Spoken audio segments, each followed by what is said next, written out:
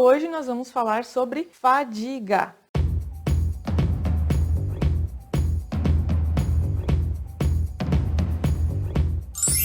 Olá pessoal, bem-vindos ao quadro Desvendando a Bioquímica e nessa série de vídeos nós vamos falar sobre processos patológicos. Mais uma vez vamos entender quais são os detalhes aí da bioquímica que provocam as doenças, quais são os desequilíbrios que acontecem dentro da célula que provocam as doenças. E hoje nós vamos falar sobre fadiga. Então, fadiga, gente, eu tenho muitos pacientes que têm essa queixa e o nosso objetivo é entender as causas hoje, mas eu vou pegar uma das causas que é muito comum e se chama mitocondriopatia. Então, não sei se você já ouviu falar, se você trata o teu paciente, se você entende o que é uma mitocondriopatia. Nós vamos falar tudo sobre isso hoje, inclusive, no final dessa aula nós vamos montar um pool mitocondrial, um buster, como você quiser chamar. Depois você vai poder montar uma fórmula mega energética para o teu paciente que estiver precisando, tá bom? Então, fica aí até o final, que vai valer muito a pena. E outra dica, nós vamos falar sobre ciclo de Krebs, sobre toda essa cadeia respiratória de um jeito que você nunca viu. E finalmente você vai entender para que servia tudo aquilo. Tá bom? Então vamos lá, né, gente? Se vocês soubessem, eu acho que tem mais de 60% dos meus pacientes que fazem queixa de fadiga, né? O que é a fadiga? O que causa, tá? Então, fadiga é quando você tem aquele cansaço anormal, um cansaço extremo, e geralmente os pacientes falam a seguinte frase: parece que chega a determinado ponto do dia que acabou a minha pilha, né? Acabou a minha energia e eu só tenho vontade de deitar e não fazer nem as coisas que eu gosto.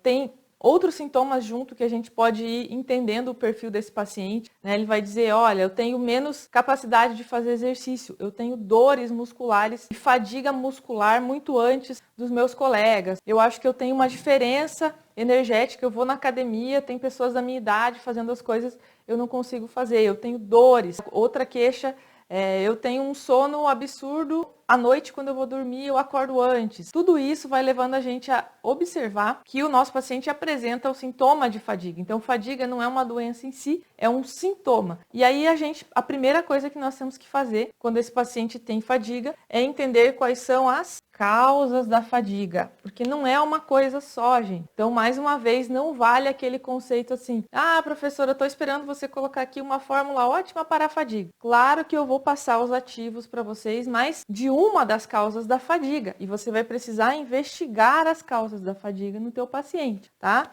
Então, uma das causas de fadiga é o estresse, tá? O estresse, por que o estresse vai levar à fadiga? Porque ele vai afetar uma coisa chamada eixo do cortisol, né? Eixo hipotálamo hipófise adrenal. E aí a gente vai ter, primeiro, na fase 1 e 2 do estresse, nós vamos ter um excesso de liberação de produção de cortisol, que vai gerar determinados sintomas, e depois de um tempo, quando essa pessoa continuar, então, evoluindo no estresse, seja ele emocional, seja ele do trabalho, seja um estresse alimentar ou a soma de todos esses, e ela continuar nesse quadro de estresse, ela vai ter, então, a queda do cortisol. Ficou conhecido isso como fadiga adrenal, né? Então, você vai ter que observar esse eixo do cortisol quando o teu paciente vier com sintoma de fadiga. Você terá que olhar também os androgênios, né? O sulfato de DEA, podemos colocar aqui, então, o SDHEA, o exame, porque o sulfato de DEA vai verificar como que estão as reservas do DEA, que é o precursor da testosterona, dos androgênios, que são importantes para manter energia. Então, você vai olhar a própria testosterona total, testosterona livre, né, a biodisponível do teu paciente, para você avaliar esse eixo hormonal. Então, a fadiga pode ser causada por estresse e um desequilíbrio hormonal, tá? Segunda causa de fadiga, dessa queixa de cansaço extremo, de falta de energia. Essa é a queixa que o paciente vai trazer. É uma coisa chamada anemia, que vocês já conhecem, né? Que todo mundo conhece bem. Anemia é a falta de oxigenação causada por uma baixa na hemácia, na hemoglobina, ou nas duas coisas. E aí tem que investigar através do hemograma, através do exame de ferro, ferritina, transferrina, né? Então isso tudo tem que ser investigado. Se a causa for anemia, então você vai tratar completamente diferente do que você trataria aqui. Por isso que é importante a gente investigar a causa, né, pessoas? Anemia é também uma causa de fadiga. Outra coisa que provoca fadiga, hipotireoidismo. Lembrando que os hormônios da tireoide são importantíssimos para que a gente tenha todo o metabolismo energético, para que a gente mantenha peso. Então aqui no canal tem aula só sobre hipotireoidismo e mais de uma. Tem uma que ficou bem completa, tem aula sobre estresse também. Então talvez a gente vai deixar o link aqui para vocês procurarem se vocês têm interesse nesses assuntos, porque na verdade a nossa aula de hoje vai desvendar as mitocondriopatias. Então é outra causa de fadiga e é muito comum as pessoas terem problemas na produção energética dentro da mitocôndria. E é isso que nós vamos dar o enfoque hoje. Hoje você vai aprender, finalmente, para que servia o ciclo de Krebs, gente, tá? E vai ser de uma forma aplicada, que eu sempre falo para vocês que a bioquímica aplicada é fantástica, é divertida, é apaixonante, porque mostra pra gente as causas, porque a gente vai entender aqui hoje. Todos os ativos que eu colocar para vocês, lá no final a gente vai ter um quadro, um resumão de todos os ativos. Todos eles você vai entender exatamente por que eu coloquei. E esse é o grande diferencial de alguém que consegue fazer ótimos tratamentos que eu chamo de alta performance. Essa pessoa é assertiva, realmente consegue ajudar os pacientes, porque ela tem um entendimento do porquê que ela está escolhendo cada ativo para colocar na fórmula daquele paciente, tá? Então hoje vocês vão entender, nós temos lá nossa tabelinha aqui no final dessa aula, nós vamos entender exatamente o papel de cada ativo que vai estar na nossa tabela, nosso pool energético mitocondrial. Falaremos muito de mitocôndria hoje. Essas outras causas não são o nosso foco hoje, tá?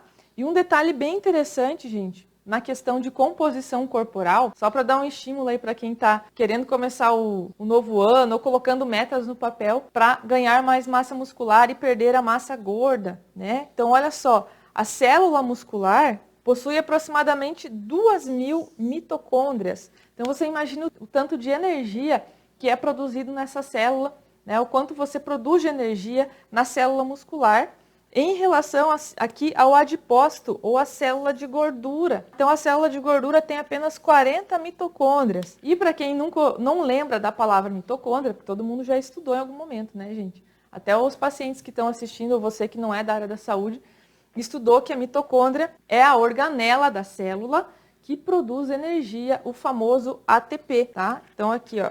Qual é a moeda energética que o meu corpo compreende? O ATP, né, gente? Adenosina trifosfato. Esse é o nome bioquímico do ATP, adenosina trifosfato. Essa é a moeda energética. É isso que o meu corpo precisa para manter todo o metabolismo, para manter o meu raciocínio, a minha memória. Então a gente já vai ver aqui quais são as causas das mitocondriopatias e também quais são as consequências. Então quais são as doenças que quando alguém relatar e falar para você, eu tenho a doença A ou eu tenho a doença B, você já vai se tocar que essa pessoa tem algum grau de perda energética, ou seja, ela tem uma mitocondriopatia e você vai poder usar as informações de hoje para ajudar esta pessoa, tá? Independente de outros tratamentos que ela esteja fazendo, de outros ativos que ela vai precisar usar para aquela doença de base, melhorar a mitocôndria dela vai ser fantástico, vai fazer uma diferença enorme, tá? Então nós vamos ver aqui o perfil do paciente que tem mitocondriopatia para que você, desconfiando disso, né? Então, o perfil desse paciente, você afunilando os sintomas, né? Você olha, tem a doença A, tem o sintoma A, B, C e D, para que você vá direto ao ponto e descubra que ele tem sim algum grau de deficiência energética, tá bem? Então, lembrando aí, para quem quer começar o ano, é melhor você aumentar a tua massa magra, porque você vai ter muito mais energia no teu organismo, do que você manter o mesmo peso, né? Então, uma pessoa de 80 quilos que tem lá uma porcentagem maior de massa gorda, né? Ou de gordura. Uma pessoa de mesmo os 80 quilos e tem muito mais massa muscular. Quem será que vai ser a pessoa que tem mais ânimo, mais energia, mais disposição, né? Que vai ter sempre chegar com aquele bom humor para fazer as coisas? Provavelmente a pessoa que tem massa muscular em maior quantidade, tá? Então, lembrando que para a gente ver a quantidade que a gente tem, as proporções de massa magra, de gordura, de água, uma coisa fácil de fazer é usar uma balança de bioimpedância. Então, você achar um profissional que tenha essa balança, né? E também os nutricionistas têm outros métodos para avaliar, e aí você vai saber quanto de gordura você tem no organismo. Claro que dá para você ter uma ideia, né? Conhecendo o teu próprio corpo. Quem é gordinho já sabe que está fora, né, gente? Não precisa ninguém falar.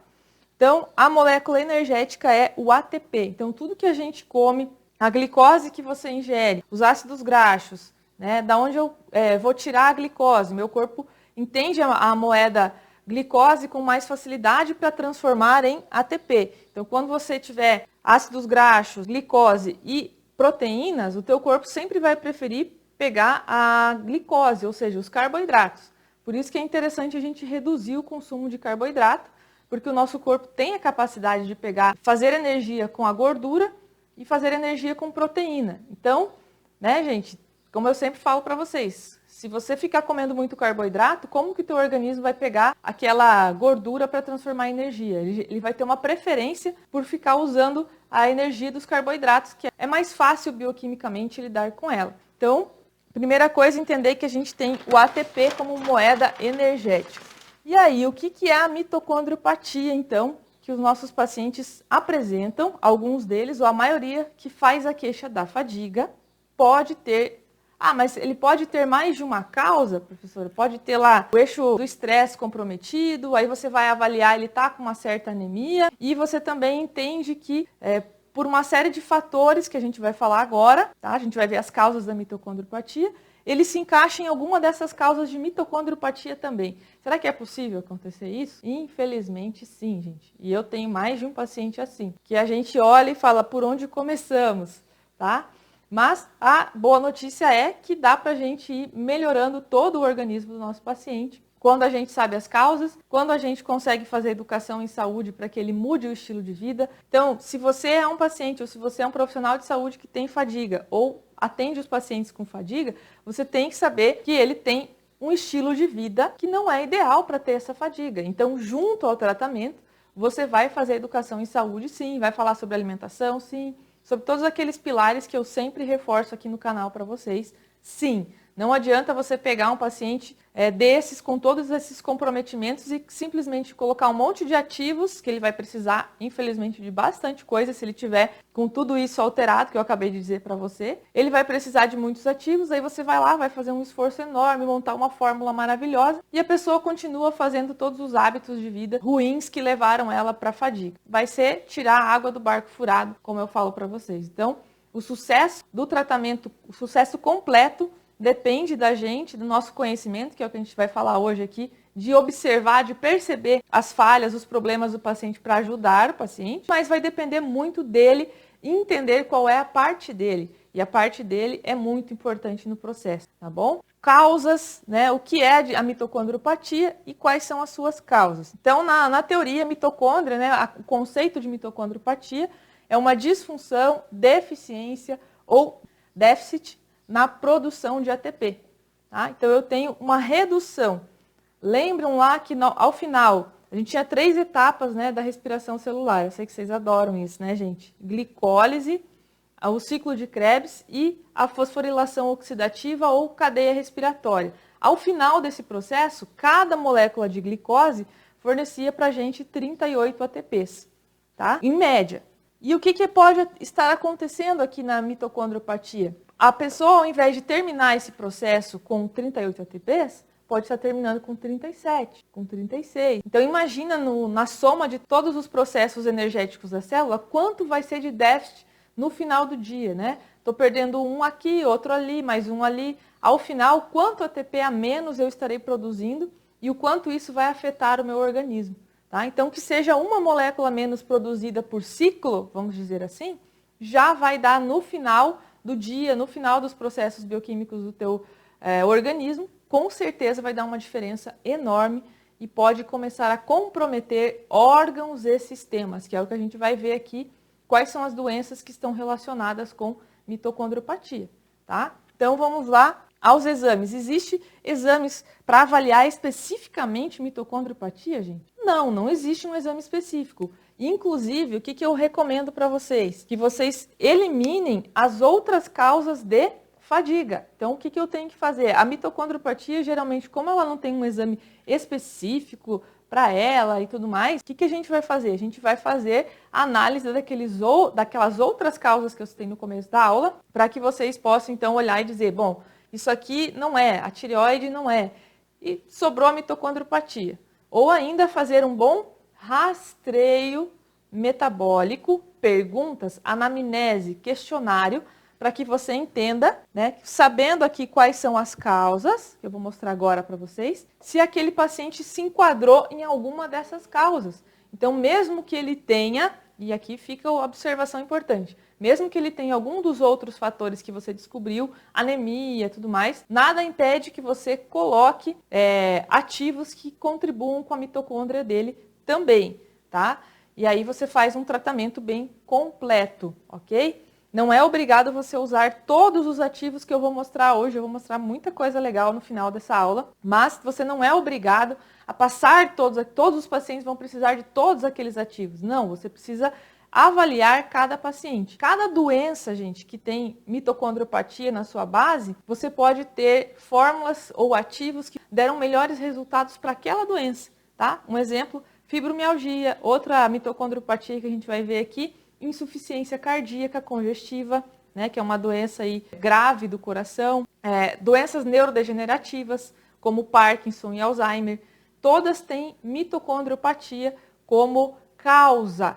Então, hoje tem ativos que são melhores para o Alzheimer do que para a fibromialgia. Então, eu vou também depois, claro, direcionar o meu estudo para o perfil do meu paciente, tá bom? Então, isso tem que ficar claro para vocês. Vamos lá, então, não tem um exame específico, então eu vou fazer exames para identificar as outras possíveis causas e vou usar o rastreio anamnese e o perfil do meu paciente para determinar se ele tem uma mitocondriopatia que vale a pena eu tratar, tá? Então, como identificar?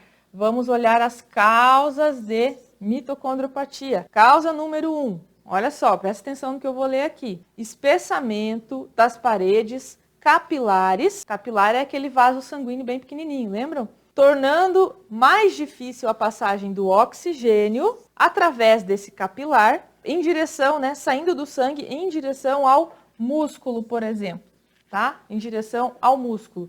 Então, o oxigênio está aqui na corrente sanguínea, lá no capilar, naquele meu vasinho bem pequenininho, e ele precisa atravessar aqui o vaso para vir até o músculo, né, e fazer a manutenção da produção energética. Lembrando que sem o oxigênio,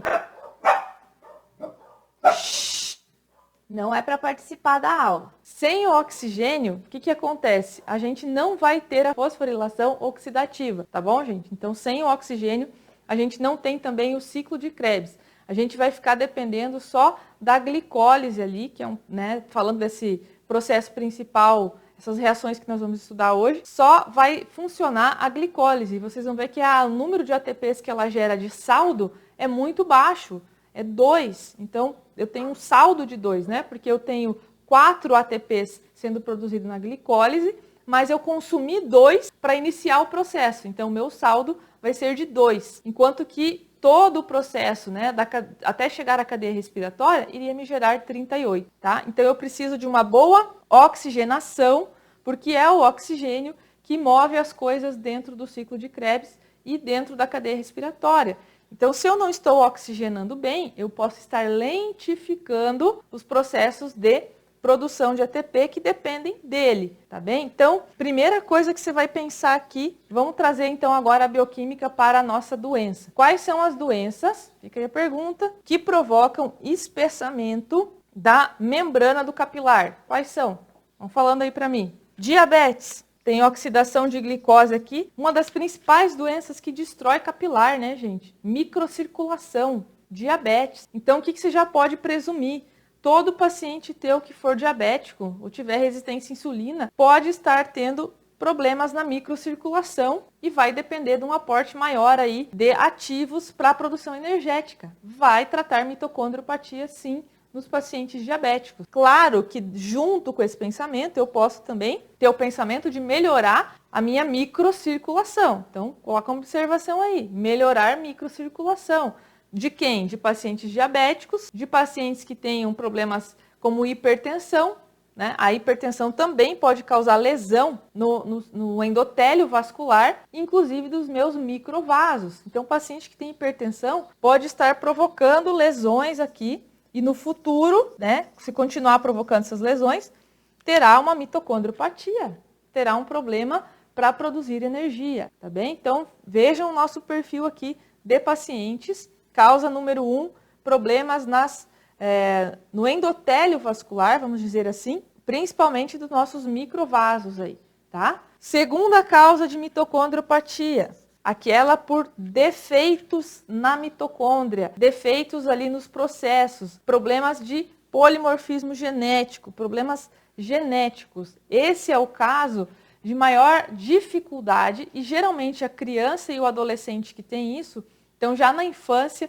já na adolescência vão aparecer problemas graves e várias síndromes, que não é o nosso foco, então eu não vou ficar falando disso, tá? Vão aparecer logo no início da vida e aí a pessoa vai ter que fazer um tratamento muito intenso, inclusive com medicamentos, e é uma coisa bem mais complicada, tá? Então, esse aqui não é o nosso foco hoje da aula, estudar esse tipo de problema mitocondrial. Nós vamos estudar os outros 3 que a gente já está vendo aqui, que dá para nós fazermos coisas bem interessantes com nutracêuticos nesses casos aqui, tá? Então, esse sim é um problema grave e logo cedo já vai ser percebido, né, que aquela criança, aquela pessoa tem um problema genético ali e é uma coisa mais grave um pouco de se tratar. Então, vamos lá. Terceira causa. Gente, prestem atenção. Se vocês sabem as causas, vocês fazem um tratamento bem mais completo, tá? Como eu falei, se eu sei que existe uma lesão, uma falta de oxigenação, tá? Uma falta de oxigenação por lesão no vaso sanguíneo, eu posso corrigir a microcirculação também com ativos que melhoram a microcirculação, tá? Pode fazer até uma aula para falar sobre microcirculação, tá? Se vocês gostam do tema, coloquem nos comentários. Às vezes eu vou falando aqui no meio temas bem interessantes e eu não sei qual escolher primeiro para falar para vocês, né? E aí, se você der a ideia, a gente pode priorizar, tá bom? Então, terceira causa de mitocondriopatia. Olha lá, deficiências nutricionais para processar o alimento. Então, aqui não é só falta de nutrientes que eu não estou comendo. Pode ser, sim, falta de ingestão. Não estou comendo porcaria, não estou comendo alimentos ricos em vitaminas, minerais, que a gente vai ver aqui que são importantes para a produção energética. Pode ser isto? Pode. Mas veja aqui também que ele fala em processar o alimento. Então eu posso ter falhas na minha digestão. Então o paciente está comendo alimentos ricos em vitaminas, minerais, aminoácidos, que são importantes, mas ele não consegue digerir proteína, porque ele tem hipocloridria, porque ele tem problemas gástricos que vão afetar também, por exemplo, o transporte de algum nutriente. Um exemplo que me vem à mente, a B12, né, gente? A vitamina B12. Ela precisa de uma coisa chamada fator intrínseco, que é produzido no estômago. E para você produzir o fator intrínseco, a tua célula parietal, que é a célula também produtora de suco de ácido clorídrico, tá?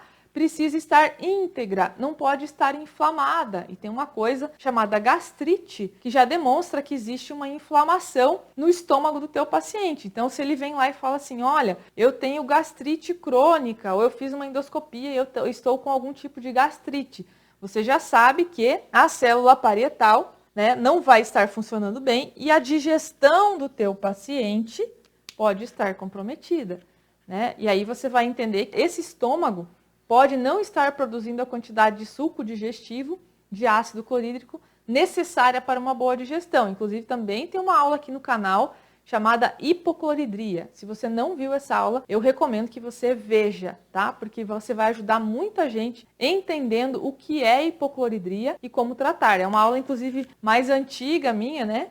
Mas vale muito a pena ser assistida, porque tem muito conteúdo bom ali, tá? Então, digestão. Então, o teu paciente, de repente, come bem, você já vê que ele tem uma alimentação melhor, ele já está pensando nisso, porém, ele tem problemas digestivos. Então, além de você colocar o pool mitocondrial que nós vamos aprender aqui, colocar ativos para ele melhorar a produção energética, conforme nós vamos ver hoje, você vai tratar a digestão, você vai tratar a hipocloridria, vai tratar a disbiose, né, que ele tem por consequência da hipocloridria, tem disbiose sempre que tiver hipocloridria, tá? Não tem hipocloridria, mas ele tem um intestino ruim, tem várias queixas de intestino. Você tem que tratar o trato digestório desse paciente, além de passar o pool mitocondrial, tá bom? Por quê? Porque quando eu tenho uma digestão ruim, eu tenho uma absorção comprometida, então até aquela fórmula que você passar para ele tomar, se ele não tiver uma boa absorção, não vai chegar na corrente sanguínea e aí o tratamento não vai ter a efetividade que poderia, tá? Então eu preciso tratar isso. Entender o transporte, então dei o exemplo da vitamina B12, né, para vocês, então o transporte daquele nutriente dentro do organismo, ou na ativação daquele nutriente. E aqui tem uma coisa que eu sempre falo para vocês, sobre principalmente o ácido fólico e a vitamina B12, que eles precisam ser metilados dentro do organismo do paciente, né, que vai ser uma reação importantíssima para ativar, para deixar aquele ácido fólico, transformar ele em folato, metilfolato, e a cianocobalamina, que é a B12, transformar em metilcobalamina, tá? Até falei sobre isso no vídeo sobre homocisteína que vocês viram recentemente, tá? Quem me acompanha aqui, acho que não faz 3 semanas que eu coloquei ali falando de homocisteína e falando sobre metilação. Então, esse paciente pode ter problemas ainda na ativação da B12 e do ácido fólico, por exemplo, que são importantes para a produção energética, e nós vamos entender por quê, aonde que está dentro da produção energética a função da B12 e do ácido fólico. E isso que vai ser legal mostrar para vocês toda a produção energética, porque a gente vai ver qual é o papel dessas vitaminas e minerais dentro do processo de produção de ATP. Tá bom? Então, era isso que a gente tinha que ter visto lá na graduação e a gente não viu, a gente só viu aquele ciclo. Até eu tô com medo de virar as páginas aqui e vocês se assustarem com o ciclo. Tenham calma, gente, tá bom? Respirem. Olhem passo a passo, eu sempre falo para os alunos, sempre falava na graduação também. Viu um gráfico, viu uma figura difícil, respira e vai olhando do começo. Não olha o todo, olha por pedacinho, tá bom? Que aí vai dar certo, vai assustar menos e não vai dar aquela trava. Não sei, não entendi nada, sabe? Então vai devagar. A gente vai fazer junto esse raciocínio hoje, vai ser bem legal. Vocês vão mudar a opinião de vocês sobre o ciclo de Krebs, tá? Não vai mais estar na caixinha dos traumas. Então, gente, deficiências, digestão, absorção, transporte, ativação. Tudo isso vocês vão investigar no paciente de vocês. E a última causa aqui, causa número 4, tá? O músculo do paciente é afetado com perda de constituintes. Constituintes são substâncias, né? Ativos que sejam importantes, sejam vitais, tá? Que incluem, inclusive, os compostos energéticos, ou aqueles compostos que são importantes para nós fazermos a produção do ATP. A gente vai ver várias etapas, vários compostos energéticos importantes para no final a gente ter aquela produção maravilhosa de ATP, tá? Então, um exemplo aqui de uma substância que compromete um dos compostos energéticos importantes na fosforilação oxidativa ou cadeia respiratória, chamado estatina. Você conhece algum paciente que toma simvastatina, atorvastatina ou rosuvastatina, enfim, todas essas estatinas que são usadas para diminuir colesterol, né, para melhorar perfil lipídico? Você conhece algum paciente? Então, se você conhece, esse paciente está tendo provavelmente uma deficiência de coenzima Q10, tá? A famosa ubiquinona, que é importante lá na cadeia respiratória para transferência de elétrons e produção de energia. Então, esse paciente vai ter uma tendência a ter mais dores musculares, queixas de dores musculares e até perda de músculo, perda de massa magra. Então, veja só, e a maioria dos pacientes que usa estatina não repõe coenzima Q10, infelizmente, tá? Por que que isso aqui interfere na coenzima Q10? Fazendo um comentário rápido. A estatina inibe a enzima que produz colesterol, certo? HMG-CoA redutase. Os farmacologistas de plantão vão lembrar dela, tá? Então, vai lá e inibe essa enzima. Essa enzima, ela faz a produção do colesterol no fígado. Porém, essa mesma enzima também está envolvida na produção endógena de coenzima Q10.